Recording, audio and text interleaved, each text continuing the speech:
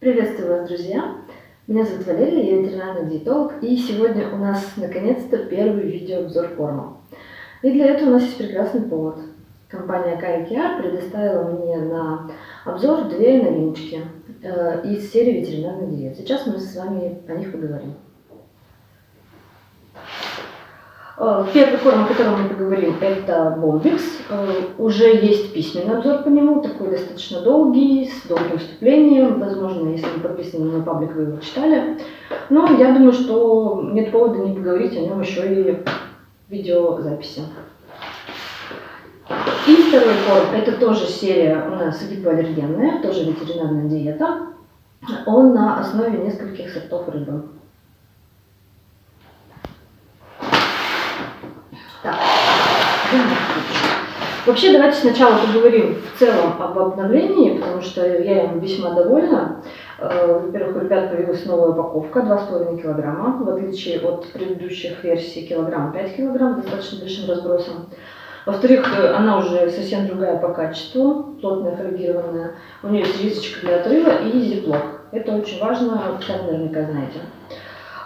Для хранения, конечно же, удобнее все это делать в мешке, нежели пересыпать в какие-либо контейнеры. Даже если вы храните в контейнере, я настоятельно рекомендую брать это прямо в мешке. Так будет правильнее всего, у вас не будут пачкаться стенки этого контейнера. Так. Второй момент. Мне очень нравится их дизайн. Прям вот очень нравится. Тут такой стилизованный французский бульдожка. Ребята сделали классную жизнерадостную упаковку. Это все на самом деле довольно-таки важно, поэтому я об этом напоминаю. И еще немножко про упаковку. Здесь идет отметка, галочка, какой именно по размеру это корм, потому что он идет одинаковый по составу, но разный по размеру граммов. И еще, смотрите. Задняя часть обычно, как правило, используется производителями для размещения описаний на разных языках. Поскольку Care пока корм не импортируемый, экспортируемый, извиняюсь. На упаковочке сзади ребята сделали такое интересное решение. Помимо таблицы с нормами кормления, которые есть у всех, здесь указаны, в принципе, все составы кормов. С какой точки зрения это удобно? Например, вы приобрели первый раз корм Care, ну пусть это будет тот же Bombix на основе кукол тутового шелкопряда. И вам все понравилось, но вы привыкли, допустим, менять источник белка для своего животного либо по каким-то причинам вкусовым, либо для того, чтобы не возникла накопительная аллергия. Ну или, может быть, вам просто захотелось посмотреть, что еще есть у компании, что вы можете приобрести. В таком случае вы просто смотрите все составы, все особенности, они у вас есть под рукой, включая в том числе содержание процентное всех необходимых нутриентов. Это на самом деле довольно-таки удобно. Ну, теперь непосредственно о самом составе. Итак, Bombix гипоаллергенный, ветеринарная диета, корм, основанный на белке кукол тутового шелкопряда. Это такое достаточно новаторское решение. Оно очень экологичное, об этом я писала много подробно. Сейчас здесь останавливаться об этом не буду. Если нужно, почитайте, я ссылочку обязательно оставлю в описании под видео. Вот. Но самый главный момент, самый важный, поскольку белок насекомых исторически не используется для питания собак, он является максимально гипоаллергенным. То есть, если у вашего животного аллергия на все виды мяса и рыбы, то это действительно будет вашей палочкой-выручалочкой. Итак, в составе идут куколки тутового шелкопряда 25%, они на первом месте как преобладающий ингредиент. Также в состав входят личинки черной львинки. Черная львинка – это муха, у которой личинки обладают очень высокой питательностью. Вы знаете наверняка, что есть страны, где люди не чураются употребления в пищу насекомых. Так вот, личинки черной львинки – это как раз один из самых распространенных вариантов насекомых, употребляемых в пищу человека. В качестве углеводной основы здесь идет батат и чечевица. Это очень хорошие источники углеводов. Соответственно, корм является беззерновым. И опять же, это обеспечивает гипоаллергенность, поскольку это довольно-таки редкие источники углеводов, не используемые часто в промышленных кормах. Помимо всего прочего, здесь есть хрящи рыбозитровых пород как источник глюкозамина и ферментина. В качестве источника жира используются растительные масла, это льняное, оливковое, тоже очень такое хорошее решение, то есть куриный жир здесь не используется. Многие владельцы аллергичных животных отмечают, что реакция на куриный жир все-таки появляется. Из гербария здесь ничего такого особенного. Морковь, яблоко, топинамбур, бархатцы, зеленый чай. То есть все довольно-таки функционально, без накручивания для красного словца и маркетинга. То есть никаких там ананасов, лепестков лотоса и всего прочего. То есть все необходимое и довольно-таки доступное по стоимости и нужное в составе. Отдельно отмечу, что здесь содержание белка и жира 22-14. 14% будет хорошо в том случае, если у вас, например, выставочная собака, но все-таки нужна кондиция такая чуть поплотнее. Либо же просто собака, склонная к сбросу веса. Вот. Поскольку гипоаллергенные корма все идут такие с достаточно низкой питательностью, 14% жира это важно именно в том случае, если у животного недобор массы.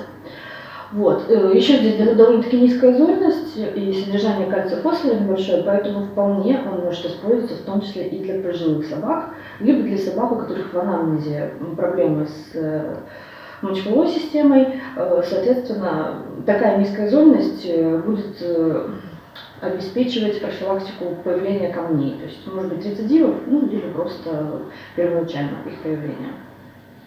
По поводу вкусовых качеств, поскольку я уже с голубцем знакома, мы сейчас его с вами откроем безрадостно. Водичка хорошо сливается.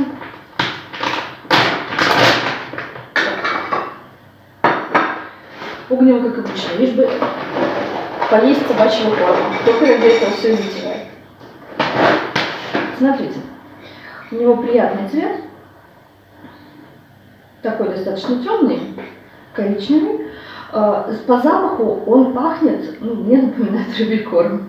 Наверняка вы знаете, кто рыбок держит помимо собак, что рыбные корма, большинство их делается на основе тех же рыб, либо ракообразных, поэтому запах такой, как сказать, немножко рыбный.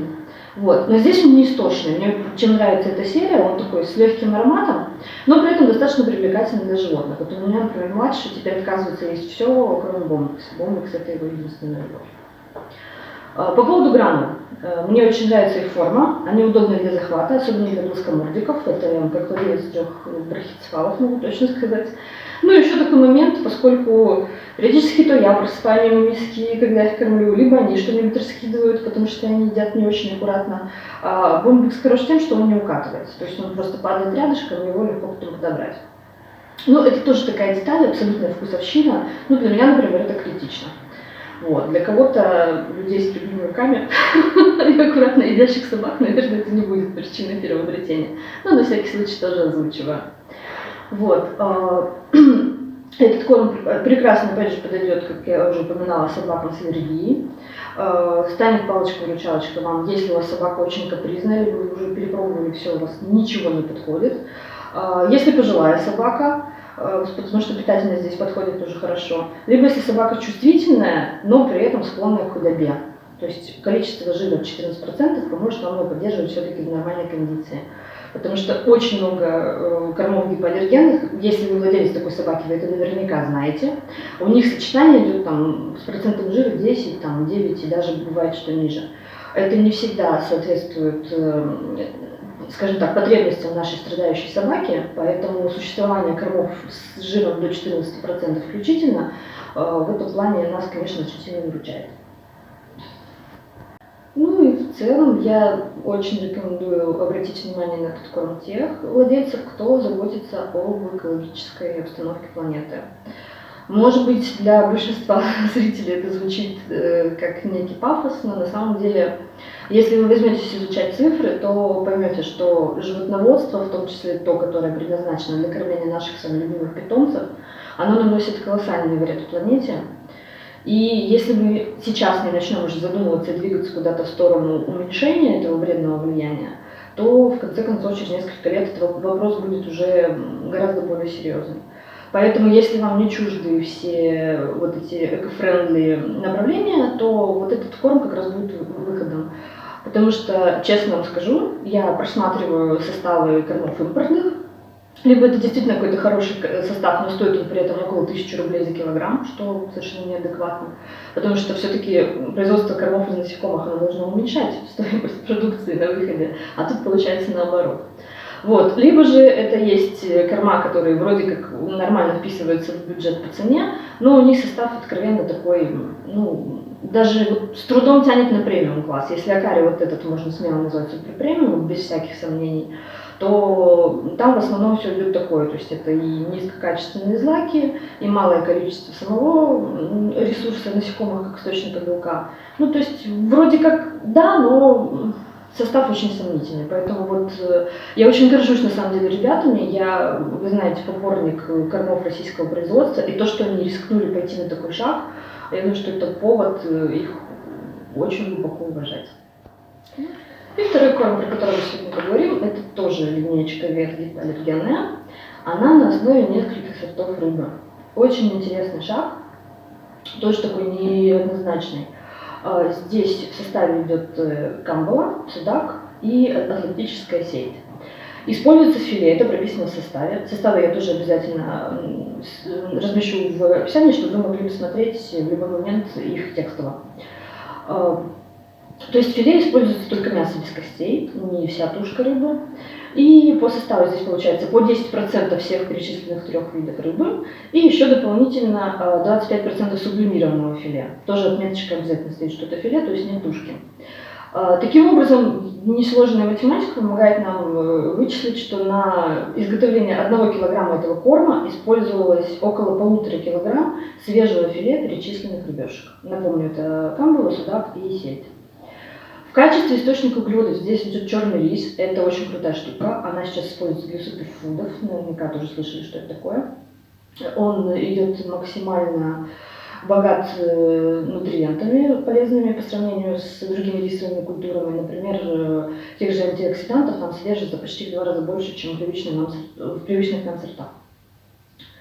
В качестве источника жира здесь также используются растительные масла, это расторопша и оливковое, но еще дополнительно жир лосося. Это очень ценный пищевой ресурс, богатый источник жирорастворимых витаминов.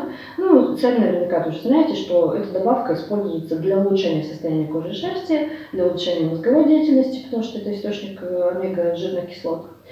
Очень полезно, кстати, для как и растущих собак, так и обязательно помните, что это также необходимо и собакам стареющим, для того, чтобы сохранять их когнитивные функции. В пользу того, что он подходит стареющим собакам, здесь опять же у нас говорит баланс минералов. И здесь белок жира немножко будет отличаться от предыдущего корма, 20-12. Ну, это как раз выход для тех владельцев, у кого животные все-таки страдают лишним весом, либо склонностью к его набору. Вот в этом случае, конечно, вот версия Fish вам подойдет больше, чем, скажем, тот же Bombex. Из остальных ингредиентов, о чем тут можно поговорить, точно так же хрящи осетровых рыб. В качестве ароматизатора используется тоже такое неординарное решение. Это выжимка из печени катрана, это такая акулка. Ну и опять же, растительность повторяется вся та же самая. То есть это яблочки, ромашка, клюква. Клюква, мы помним о том, что она мало того, что подкисляет мочу, она еще содержит элемент, который не дает бактериям в мочевом пузыре прикрепиться к стенкам слизистой. Это очень важно, потому что именно пристеночное вот их размножение очень сильно усиливает циститы, прочие патогенные состояния. То есть когда они находятся в моче в свободном полете, их легче оттуда вывести. А когда они уже прилипли на стенке, это уже все гораздо серьезнее. Поэтому клюква вот в этом плане нас спасает. Она и профилактирует какие-то заболевания и помогает животным, которые уже ими страдают. То есть, например, если вы животное прокормили после всплеска какого-то заболевания мочевыводящей системы кормом вот прям совсем диетическим лечебным, типа уринарий чего-нибудь, то потом, когда вы выводите его уже на питание повседневное, вы вполне можете обратить внимание на этот корм. Кроме того, очень много владельцев хочет кормить животное именно рыбным кормом, но большинство все-таки у нас на рынке представлено это лосось, либо треска. Здесь идут такие достаточно не заезженные для использования в кормах сорта рыб. Это тоже очень важно, если у вас животное страдает аллергией. Либо, например, если ему не нравится вкус лосося. Такое тоже случается. Не всем нравится именно вкус красной рыбы. Вот, поэтому возможно, что вот этот корм как раз вашему питомцу зайдет лучше, тем более благодаря сочетанию 3 разных сортов. Это повышает его вкусовую привлекательность. Ну, теперь давайте вскрывать.